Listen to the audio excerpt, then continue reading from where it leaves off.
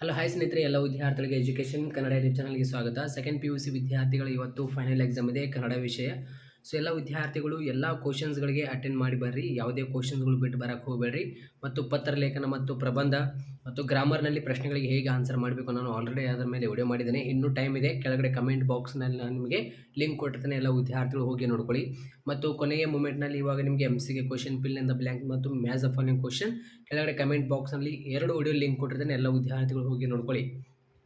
2 ಅಂಕದ ಪ್ರಶ್ನೆಯಲ್ಲಿ ಮತ್ತು ಸಂದರ್ಭ ಪ್ರಶ್ನೆಗಳಲ್ಲಿ, 3 ಅಂಕದ ಪ್ರಶ್ನೆಗಳಲ್ಲಿ ಮತ್ತು 5 ವಾಕ್ಯಗಳಲ್ಲಿ ಉತ್ತರಿಸುವ ಪ್ರಶ್ನೆಗಳಲ್ಲಿ, ಆಯಿತಾ. ಅದು ಪದ್ಯ ಭಾಗದಲ್ಲಿ ಆಗಿರಬಹುದು, ಗದ್ಯ ಭಾಗದಲ್ಲಿ ಆಗಿರಬಹುದು ಮತ್ತು ದೀರ್ಘ ಗದ್ಯದಲ್ಲಿ ಆಗಿರಬಹುದು, ಆಯಿತಾ. ಕೃಷ್ಣೇಗೌಡ ರಾಣಿ ಅಧ್ಯಾಯ ಮೇಲೆ ನಿಮಗೆ 25 ಅಂಕಗಳು ಕೇಳಲಾಗೋದು.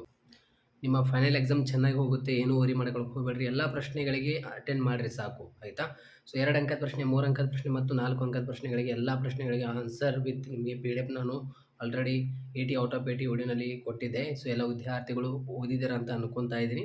ಏನೂ ವರಿ ಮಾಡ್ಕೊಳಕ್ಕೆ ಹೋಗಬೇಡಿ. ಪ್ರೈವೇಟ್ ಹಾಗೂ ರಿಪಿಟರ್ಸ್ ಎಲ್ಲ ವಿದ್ಯಾರ್ಥಿಗಳು ಜಸ್ಟ್ ನಾನು ಯಾವ ವಿಡಿಯೋಗಳು ಹಾಕ್ತಾ ಇರ್ತೀನಿ ವಾರ್ಷಿಕ ಪರೀಕ್ಷೆಗೆ ಸಂಬಂಧಪಟ್ಟಂತೆ ಅಷ್ಟು ವಿಡಿಯೋಗಳು ನೋಡ್ತಾ ಇರಿ. ನಿಮಗೆ ಡೆಫಿನೆಟ್ಲಿ ವಾರ್ಷಿಕ ಪರೀಕ್ಷೆಯಲ್ಲಿ ಮ್ಯಾಕ್ಸಿಮಮ್ ಕ್ವಶನ್ಸ್ಗಳು ನಿಮಗೆ ಹೆಲ್ಪ್ ಆಗುತ್ತೆ. ಇವತ್ತು ನಡೆಯಲಿರುವ ದ್ವಿತೀಯ PUC ಫೈನಲ್ ಎಕ್ಸಾಮ್ನಲ್ಲಿ ನಿಮಗೆ ಕ್ವಶನ್ ಪೇಪರ್ ಕನ್ನಡ ವಿಷಯ ಮೇಲೆ ಈಸಿಯಾಗಿ ಬಂದಿರ್ತೈತಿ. ಡೋಂಟ್ ವರಿ, ಏನೂ ವರಿ ಮಾಡ್ಕೊಳಕ್ಕೆ ಹೋಗಬೇಡ್ರಿ.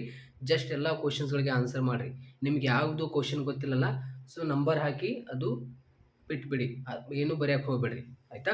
ಆಮೇಲೆ ನಿಮಗೆ ನೆನಪು ಬತ್ತಂದರೆ, ಆಯಿತಾ, ಆ ಒಂದು ಪ್ರಶ್ನೆಗೆ ಆನ್ಸರ್ ಯಾವುದು ಅಂತ ನಿಮಗೆ ಗೊತ್ತಾದರೆ ಆಮೇಲೆ ಆನ್ಸರ್ ಮಾಡಿರಿ.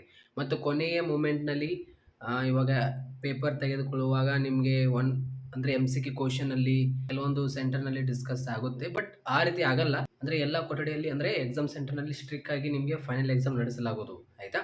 ಸೊ ಏನೂ ವರಿ ಮಾಡ್ಕೊಳಕ್ಕೆ ಹೋಗಬೇಡಿ. ಜಸ್ಟ್ ನೀವು ಅಭ್ಯಾಸ ಮಾಡ್ತಾ ಇರಿ. ಎಲ್ಲ ವಿದ್ಯಾರ್ಥಿಗಳಿಗೆ ಈ ಒಂದು ವಿಡಿಯೋ ಶೇರ್ ಮಾಡಿ. ಇವತ್ತು ಎಕ್ಸಾಮ್ ಬರೆಯೋಕ್ಕೆ ಹೋಗ್ತಿರೋ ಎಲ್ಲ ವಿದ್ಯಾರ್ಥಿಗಳಿಗೆ ಆಲ್ ದಿ ಬೆಸ್ಟ್.